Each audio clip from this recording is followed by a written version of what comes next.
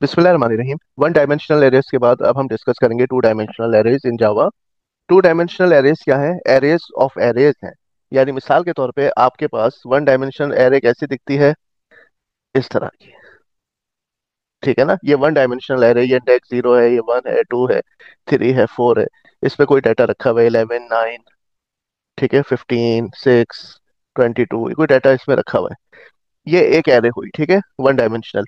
अब अगर मैं एक और एरे ऐड कर दूं, ठीक है, तो ये हो गई एरे नंबर 0, और ये हो गई एरे नंबर 1, और ये अब बन गई है टू डायमेंशनल एरे। ठीक है, इसी तरह हम इसमें रोज ऐड करते चले जाएं। तो आपने देखा कि वन डायमेंशनल एरे जब थी तो सिर्फ एक ही इंडेक्स की जरूरत थी। ठीक है ना, अब जब हमारे पास एरेज ऑफ एरेज आ गई हैं तो अब हमें दो डायमेंशन चाहिए। ठीक है, एक हमारे पास रो का नंबर और फिर एक कॉलम का नंबर। इसी तरह से ये आगे रो नंबर 2। अब सपोज करें कि मुझे ये वाले सेल तक पहुंचना है, ये वाले सेल तक पहुंचना है, तो मुझे रो का नंबर भी चाहिए होगा और कॉलम का नंबर भी चाहिए होगा। तो क्या होगा, इस वाले सेल का नंबर रो नंबर 2 और कॉलम नंबर 1।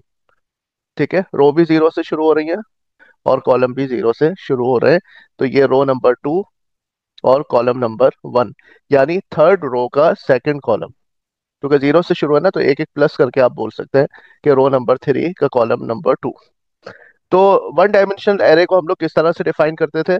जैसे इंटीजर, और यहाँ पर हमने इसका लिख दिया कि कितने एलिमेंट्स इसके अंदर हैं, और उसका नाम हमने रख दिया एरे, यानी इंटीजर 5, और उसका नाम ARR हमने रख दिया। अब क्योंकि दो डायमेंशंस आ गई हैं तो हम यहाँ पर लिखेंगे इंटीजर, और जैसे 3 रोज हैं और 5 हमारे पास कॉलम है, और यहाँ पर इसका नाम आ जाएगा एरे नंबर 2। ठीक है, तो अब ये दो डायमेंशंस हो गए। जैसे यहाँ बताया हुआ है कि फ्लोट, ये आपने बताया कि टू डायमेंशनल एरे, ये देखें, ये आप एक ब्रैकेट के बजाय, एक पेयर ऑफ ब्रैकेट के बजाय टू, आप जो है two pairs of bracket use करेंगे। इसका नाम है एरे का टेम्परेचर, और यहाँ आपने फिर इसको एलोकेट किया, इसके लिए मेमोरी न्यू फ्लोट, और यहाँ आपने बताया कि इसमें 10 रोज होंगी और 365 कॉलम्स होंगे। ये देखें, 10 एरेज होंगी है, और हर एरे में कितने एलिमेंट्स होंगे? 365। तो 10 एरेज, ये हो गई रोज और ये हो गए columns. First index specifies array row. ठीक है, पहला जो इंडेक्स होगा यहाँ पे ये जो पहला होगा ये रो को आइडेंटिफाई करेगा, और सेकंड कॉलम को आइडेंटिफाई करेगा। Second specifies element in that array, एक एरे में कितने एलिमेंट्स हैं, ये सेकंड वाला जो इंडेक्स है ये वो बताएगा। तो सपोज करें यही एरे है, और एक फ्लोट 4 बाइट लेता है, तो टोटल ये एरे कितने बाइट्स लेगी? 4 मल्टीप्लाई बाय, इसमें 10 रोज हैं और 365 कॉलम्स हैं। 10 मल्टीप्लाई बाय 365, हर एलिमेंट लेगा 4 बाइट। टोटल ये एरे कितनी स्पेस लेगी? 14,600 बाइट्स। अच्छा, तो जैसे मैंने आपको बताया कि ग्राफिकल रिप्रेजेंटेशन क्या होगी अगर इस एरे का नाम सैंपल है। ठीक है, तो सैंपल, और इसमें आप देखें जीरो वाली एरे में 10 एलिमेंट्स हैं, फिर 1 पोजीशन पे 10 एलिमेंट्स है, 2 पोजीशन पे 10 एलिमेंट्स है। बिल्कुल इसी तरह का स्ट्रक्चर हो गया जैसे यहाँ मैंने बनाया हुआ है।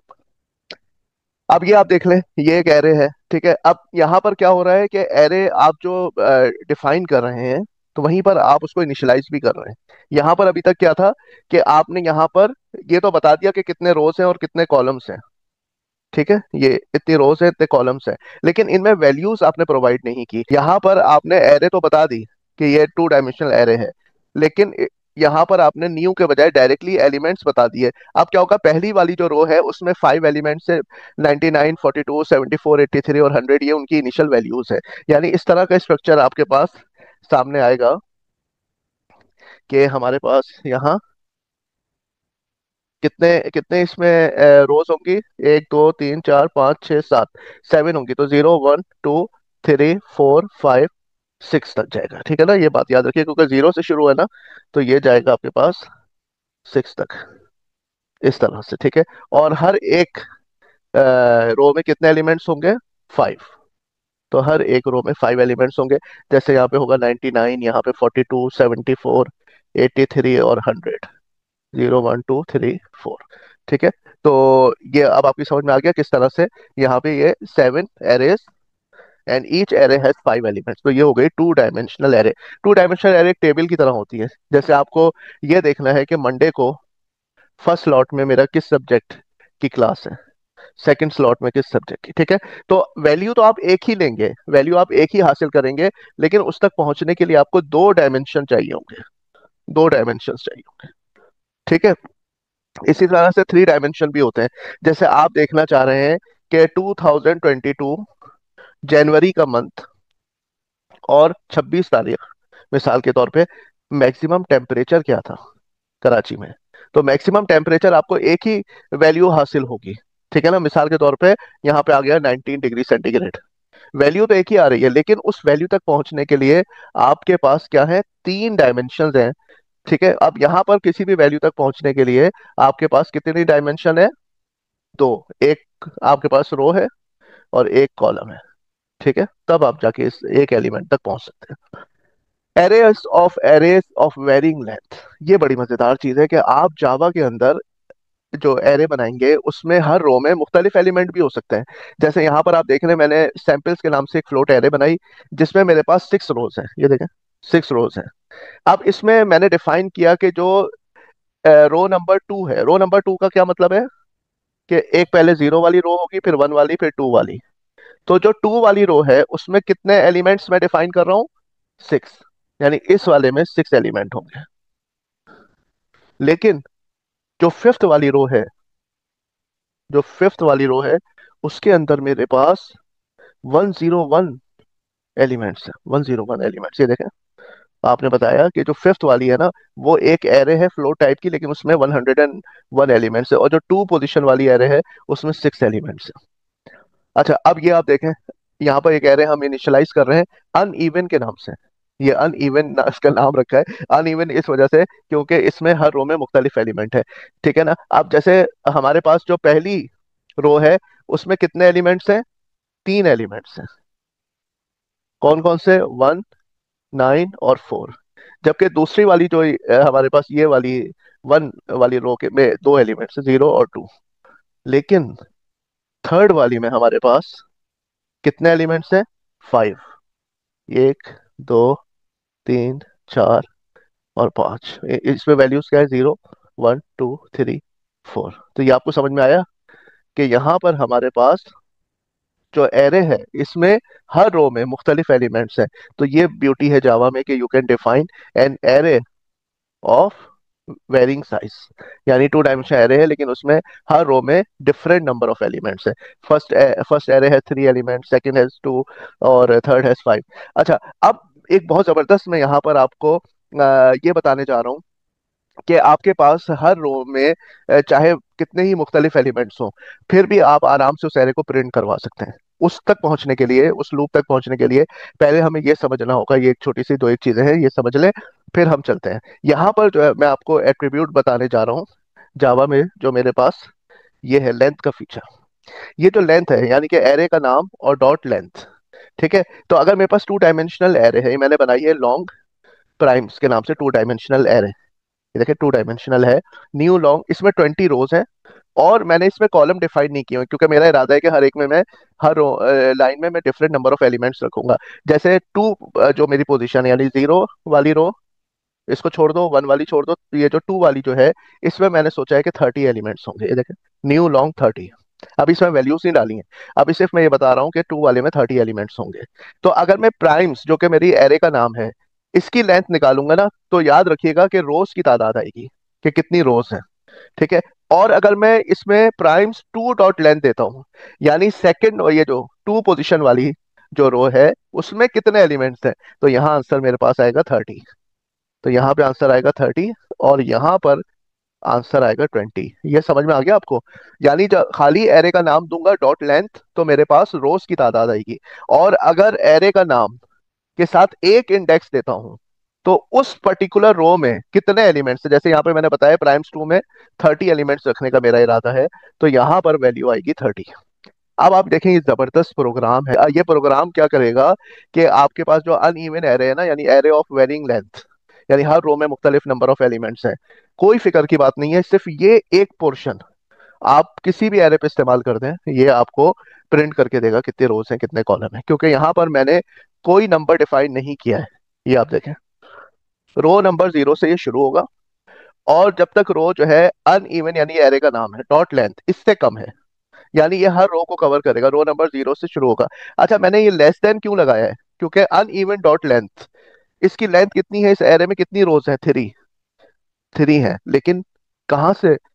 0, 1, 2, ये है वो 3। तो यहाँ पे वैल्यू है 3। तो जब तक रो 3 से छोटी है, यानी 2 तक ये चलेगा, लूप 0 से स्टार्ट होगा 2 तक चलेगा, तो पूरी तीनों रोज कवर हो जाएंगी। ठीक है। अच्छा, सबसे पहले हम ये मैसेज प्रिंट करवाएंगे रो, और उसके बाद रो की वैल्यू लिखी हुई आएगी। तो जब हमारे पास ये वैल्यू 0 है, तो यहाँ लिखा आएगा रो 0, ये देखिए आउटपुट रो 0।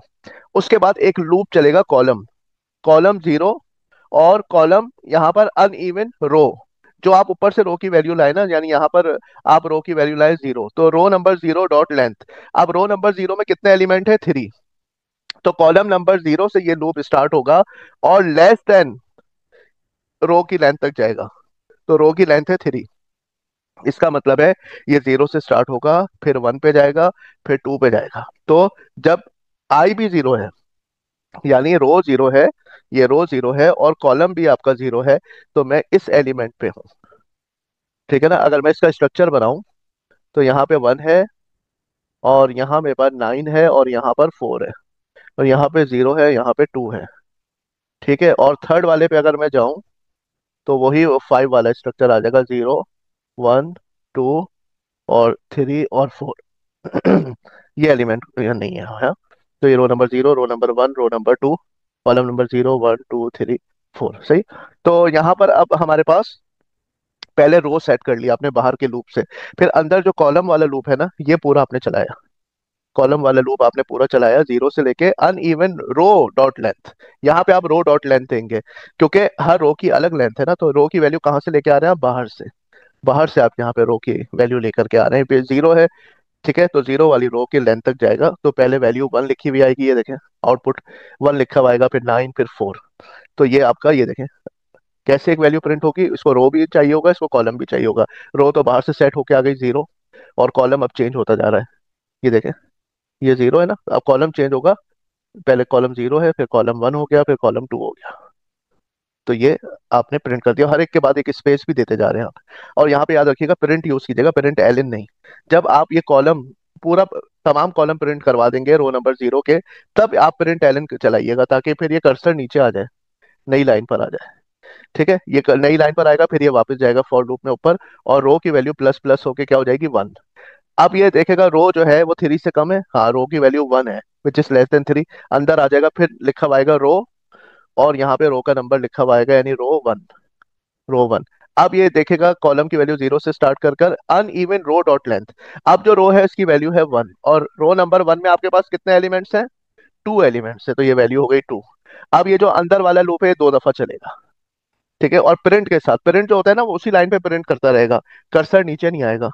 तो जब ये सारा तमाम कॉलम प्रिंट हो जाएंगे, यानी इसमें तो 2 ही है ना, ये आप देखें यहाँ 2 एलिमेंट्स, तो फिर एक दफा प्रिंट एलन होगा, नीचे आ जाएगा ये नीचे आ जाएगा, और रो की वैल्यू प्लस होके यहाँ पर आपके पास अब अनइवन, ये 2 हो गया, तो 2 छोटा है 3 से, यस, अंदर आया, रो लिखा हुआ आएगा, रो की वैल्यू 2 लिखी हुई आएगी, फिर ये उसके पूरे कॉलम्स तक जाएगा, 0 से लेके 4 तक।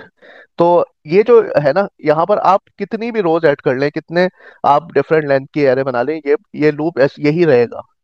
ये इतना जबरदस्त लूप है कि ये किसी भी 2 डायमेंशनल एरे को, चाहे वो रेक्टेंगुलर हो, यानी हर लाइन में बराबर नंबर के एलिमेंट्स हो, उसके लिए भी ये काम करेगा, और अनइवन के लिए भी काम करेगा। ये इतना जबरदस्त लूप है। ठीक है। तो आई होप आपने ये समझ लिया होगा कि किस तरह से ये लूप चल रहा है, और कोई भी 2 डायमेंशन एरे है, आप इसको इस्तेमाल करके इस लूप को उसको प्रिंट करवा सकते हैं। हर रो अलग अलग प्रिंट होगी, अलग लाइन पर, ये इसकी खूबसूरती है, क्योंकि अंदर हमने प्रिंट यूज किया है और नीचे प्रिंट एल एन यूज किया है। ठीक है। Thank you very much.